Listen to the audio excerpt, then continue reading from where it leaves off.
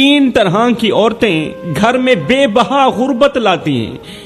इनकी ये तीन आदत घर को खुशियों से महरूम कर देती हैं। ये वो औरतें हैं जो अपने गुनाहों की वजह से रहमत के फरिश्तों को नाराज कर देती हैं और घर में ऐसी नहूसत लाती हैं कि खुशहाली दूर दूर तक नजर भी नहीं आती। हजरत हकीम लुकमान ने फरमाया अगर तुम चाहते हो कि तुम्हारा घर जन्नत बन जाए, अगर तुम अपने घर को जन्नत बनाना चाहते हो तो इन तीन तरह की औरतों से जरूर बचना। ये वो औरतें हैं जो बादशाहों को गदा बना देती हैं, जो बादशाहों को भिखारी बना देती हैं और सुकून को मौत की नींद सुला देती हैं, मौत की नींद। ऐसी औरतें घर के चिरागों को बुझा देती हैं और खुशियों को वीरानी में बदल देती हैं। आप गौर करें कि आपके घर में वो औरतें तो मौजूद नहीं जो ये तीन गुनाह बड़े शौक से करती हैं और इसलिए आपका घर भी गुर्बत की दलदल में फंसा हुआ है। औरतों के तीन गुनाहों की वजह से तुम्हारा घर भी गुर्बत की दलदल में फंसा हुआ है। कहीं ऐसा तो नहीं हो रहा? अगर ये औरतें आपके घर में भी मौजूद हैं, तीन गुनाह शौक से करने वाली औरतें अगर आपके घर में भी मौजूद हैं, तो फिर समझ लो आपके रिज़्क की बरकत और सुकून की नेमत खतरे में है। रिज़्क की बरकत भी खतरे में है, सुकून की घड़ी भी खतरे में है। ये औरतें हर नेमत को ज़िवाल में बदल देती हैं, हर छोटी बड़ी नेमत को ज़िवाल में बदल देती हैं। किन की वजह से? तीन गुनाहों की वजह से, और घर को परेशानियों का शिकार बना देती हैं तीन गुनाहों की वजह से। हजरत हकीम लुकमान ने फरमाया ऐसी औरतों से बचना जिनके अमाल तुम्हारे घर की बुनियादों को हिला दें। ऐसी औरतों से जरूर बचना जो तुम्हारी औलाद का मुस्तकबिल तबाह बर्बाद कर दें। ऐसी औरतों से बचना जिनकी वजह से तुम सारी जिंदगी हमेशा के लिए गुर्बत की दलदल में फंसे रहो, इस तरह फंसो कि बाहर निकलने को कोई रास्ता ही ना मिले। दोस्तों, अगर तुमने इन बातों को नजरअंदाज किया जो मैं तुम्हें बता रहा हूं, तो याद रखो खुशहाली तुम्हारे दरवाजे से भी हमेशा के लिए दूर हो सकती है। अगर तुम लोगों ने मेरी बातों को नजरअंदाज किया तो आखिर वो कौन सी तीन तरह की औरतें हैं जो आने वाले रिज़्क को ठुकरा देती हैं? कौन सी तीन तरह की औरतें हैं? फरमाया नंबर 1, गुर्बत के दिनों में अपने शोहर से हराम का तकाजा करने वाली औरत। वो औरत जो गुर्बत के दिनों में अपने शोहर को कहती है कहीं से ले आओ, हलाल ले आओ, हराम ले आओ, मेरी हर छोटी बड़ी ख्वाहिश पूरी होनी चाहिए, कहीं से भी ले आओ। यहां पर मैं तुम्हें एक दिल दहला देने वाला वाकया सुनाना जरूरी समझूंगा। यह एक ऐसा वाकया है, इसने लाखों करोड़ों भटके हुए नौजवानों को राह रास्त पर लगा दिया। यह एक ऐसा वाकया है, लाखों करोड़ों की जिंदगी में इनकलाब लाने का जरिया बना। आप भी एक बार जरूर सुने। अब जो औरतें अपने शोहरों से हराम का तकाजा करती हैं ना, वो भी दिल के कानों से सुने, और जो गुर्बत में सब्र के साथ अपने शोहर से हलाल का तकाजा करती है वो भी जरूर सुने। एक दिन एक बहते हुए दरिया ने करीब के पहाड़ से कहा तुम एक ही जगह पर खड़े रहते हो। बहते हुए दरिया ने करीब के पहाड़ से कहा कि तुम एक ही जगह पर कायम रहते हो, खड़े रहते हो, लेकिन एक मैं हूं जो हमेशा बहता रहता हूं।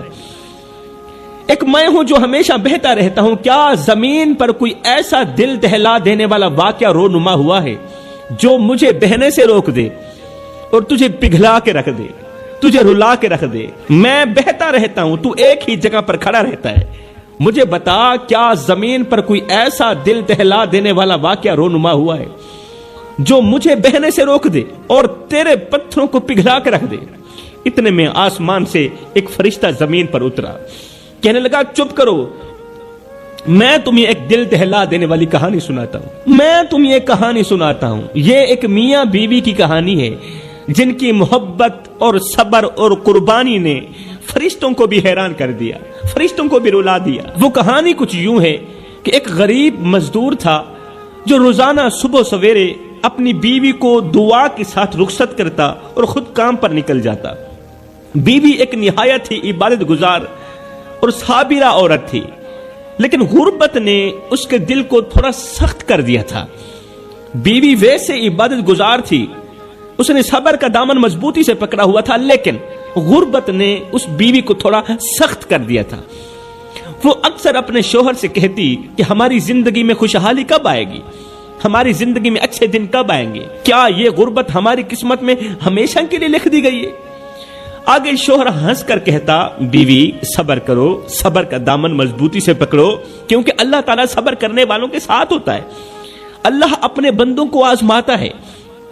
اللہ کے جو پیارے ہوتے ہیں نا، شوہر ہنس کر اپنی بیوی کو کہہ رہا تھا کہ اللہ کے جو پیارے ہوتے ہیں نا، اللہ کے جو محبوب بندے ہوتے ہیں نا، اللہ تعالیٰ انہیں آزماتا ہے۔ آزمانے کے بعد جب اس کے بندے کامیاب ہو جاتے ہیں، آزمائش میں کامیاب ہو جاتے ہیں، تو پھر اللہ اپنے بندوں کو اتنا نوازتا ہے کہ پھر حد کر دیتا ہے۔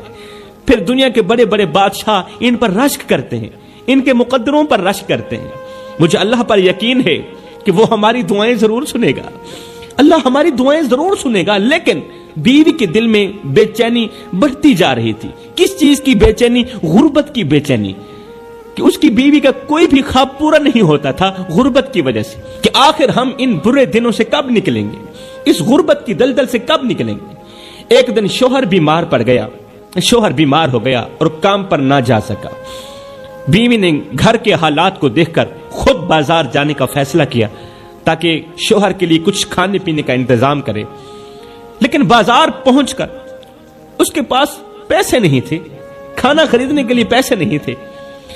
وہ ایک دکاندار کے پاس گئی، کہا بھائی میرے پاس پیسے نہیں ہیں، لیکن کیا تم مجھے کچھ آٹا اور کھانے کا سامان ادھار دے سکتے ہو، ادھارا سامان دے سکتے ہو؟ دکاندار نے مذاق اڑاتے ہوئے کہا، جس طرح ہمارے دکاندار مذاق اڑاتے ہیں، اگر تمہارے پاس دینے کے لیے کچھ نہیں تو لینے کا حق کیسے ہے؟ برائے مہربانی ادھار مانگ کر ہمیں شرمندہ مت کریں۔ یہ کہہ کر دکاندار نے اسے خالی ہاتھ لوٹا دیا۔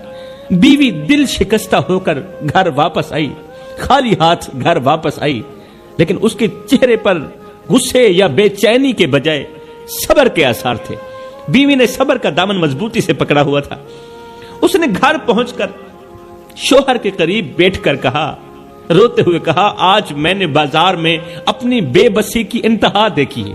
آج میں نے کسی غیر محرم مرد کے آگے ہاتھ پھیلایا ہے اور اس نے مجھے خیرات نہیں دی، مجھے آٹا نہیں دیا، اس نے ذرا بھی میری غربت پر رحم نہ کیا، ذرا بھی ترس نہ آیا اس۔ لیکن میں نے یہ سوچا ہے کہ اگر اللہ ہمیں آزمائش میں ڈال سکتا ہے تو وہی اللہ ہمیں اس دلدل سے نکالے گا بھی صحیح، اس آزمائش سے ضرور نکالے گا۔ لیکن آج سے میں کسی کو کوئی شکایت نہیں کروں گی، بس اللہ سے مدد مانگوں گی۔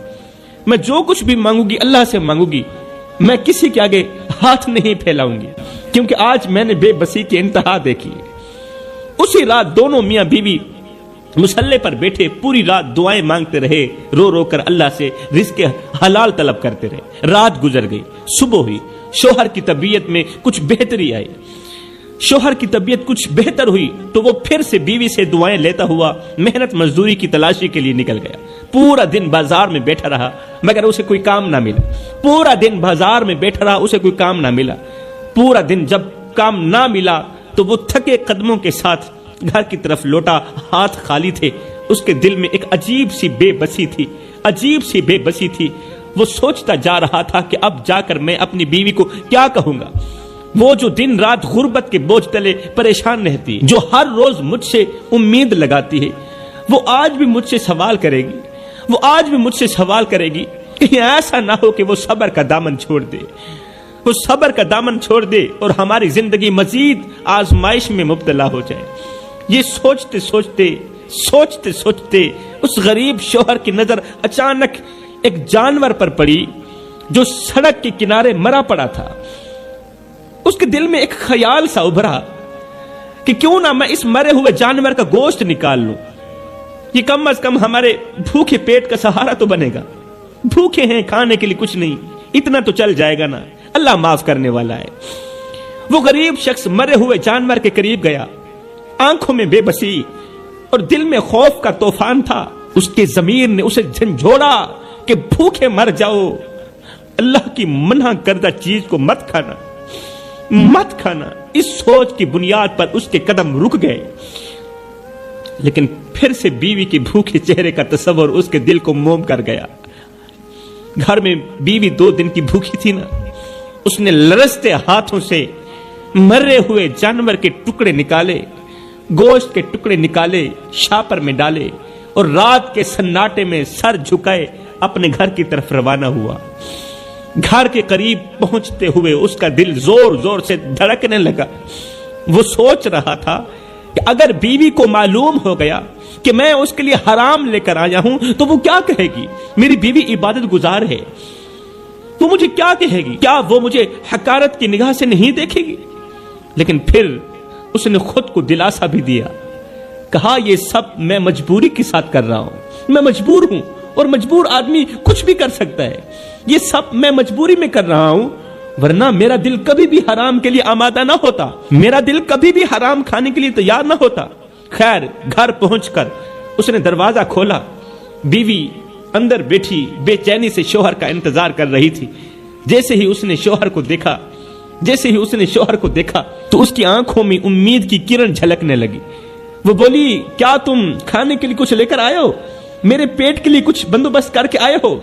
شوہر نے شاپر کو ایک کونے میں رکھتے ہوئے نظریں جھکاتے ہوئے کہا، ہاں لایا ہوں، یہ اٹھا لیجئے، پکا لیجئے۔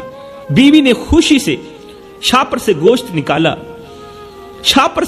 نکالا، اسے دھویا، ایک دیگچی کے اندر ڈالا، چولہے پر دیگچی رکھی، نیچے آگ جلا دی۔ چند لمحے بعد جب دیگچی کا ڈھکن ہٹایا تو دیکھ کر حیران رہ گئی کہ دیگچی کے اندر گوشت کی جگہ خون ہی خون ہے، دیگچی کے اندر خون ہی خون ہے، اور اس خون سے حرام کی بدبو آ رہی ہے، حرام کی بدبو آ رہی ہے، اور دیگچی کے اندر خون ہی خون ہے۔ بیوی کی آنکھیں حیرت اور خوف سے پھٹی کی پھٹی رہ گئی، ہاتھ لرزنے لگے، اس سے بو برداشت نہ ہو پا رہی تھی۔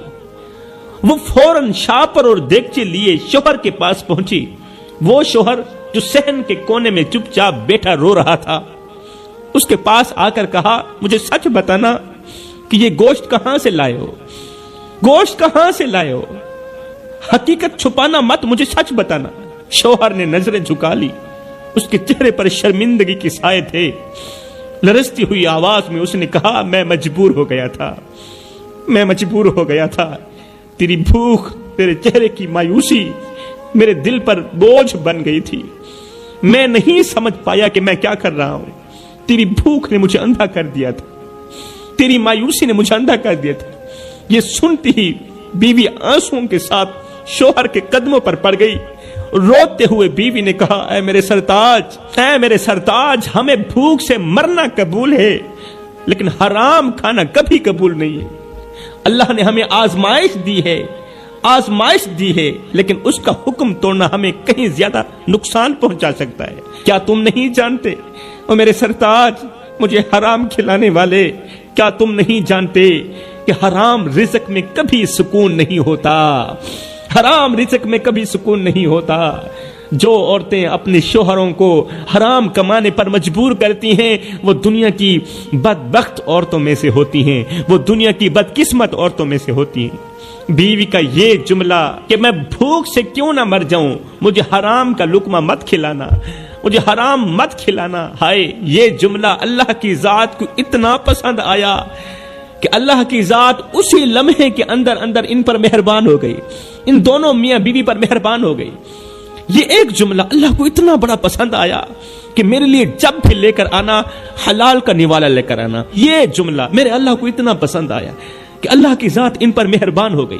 اے میرے شوہر، میں بھوک سے کیوں نہ مر جاؤں، مجھے حرام مت کھلانا، مجھے موت منظور ہے، حرام منظور نہیں ہے، موت قبول ہے، حرام قبول نہیں ہے۔ مطلب کہ عورت کا یہ ایک ایسا جملہ ہے جو گھر میں بے بہار رزق لاتا ہے، غیب سے رزق لاتا ہے۔ اب پوری رات یہ عبادت میں بیٹھے رہے، اللہ کی عبادت میں مصروف رہے۔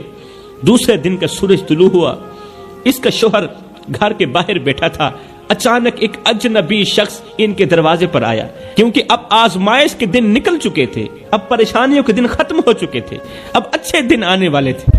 اچانک ایک اجنبی شخص ان کے دروازے پر آیا اور کہا کہ بھائی، میں آپ کے گھر کے پاس سے گزرا، آپ کے گھر سے مجھے جنت کی خوشبو آئی ہے، آپ کے گھر سے مجھے جنت کی خوشبو آئی ہے، کیا میں یہاں ایک رات گزار سکتا ہوں؟ جنت کے اندر مجھے ایک رات گزارنے دو گے؟ کیا میں ایک رات گزار سکتا ہوں؟ یہ بات سنتے ہی یہ غریب شخص پریشان ہو گیا کہ اگر میں نے مہمان کو اپنے گھر بٹھا دیا تو ظاہر ہے کھانا بھی کھلانا پڑے گا، پانی بھی پلانا پڑے گا، جبکہ ہمارے گھر میں روٹی کا ایک ٹکڑا بھی موجود نہیں، سوکھی روٹی کا ٹکڑا بھی موجود نہیں، ہمارے اپنے کھانے کو نہیں، مہمان کو کیا کھلائیں گے؟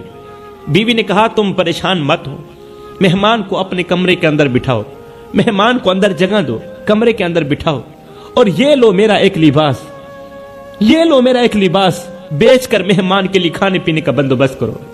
شوہر نے ایسا ہی کیا، شوہر نے ایسا ہی کیا۔ اجنبی شخص نے وہیں رات گزاری اور صبح جاتے وقت ایک تھیلا دیا غریب کو۔ اجنبی نے صبح واپس جاتے وقت اس نے غریب کو ایک تھیلا دیا اور ساتھ میں کہا یہ جو تھیلا ہے یہ آج سے 20 سال پہلے میرے مرشد نے مجھے دیا تھا، اور ساتھ میں کہا تھا کہ جب بھی اور کہیں بھی جس گھر کے اندر سے تجھے جنت کی خوشبو آئے، اللہ اکبر، زندگی کے کسی موڑ پر بھی، کسی سفر میں بھی، جب بھی اور کہیں بھی جس گھر کے اندر سے تجھے جنت کی خوشبو آئے، بس یہ امانت ان گھر والوں کو دے دینا۔ اس جنت کے اندر جو لوگ رہائش پذیر ہیں، یہ امانت اس گھر میں رہنے والوں کے سپرد کر دینا، یہ امانت اس جنت کے اندر رہنے والوں کے سپرد کر دینا۔ لہذا بھائی یہ لیجیے آپ کی امانت، اور مجھے اجازت دیجیے میں یہاں سے جا رہا ہوں۔ وہ تھیلا دے کر امانت ان کے سپرد کر کے مہمان وہاں سے چلا گیا۔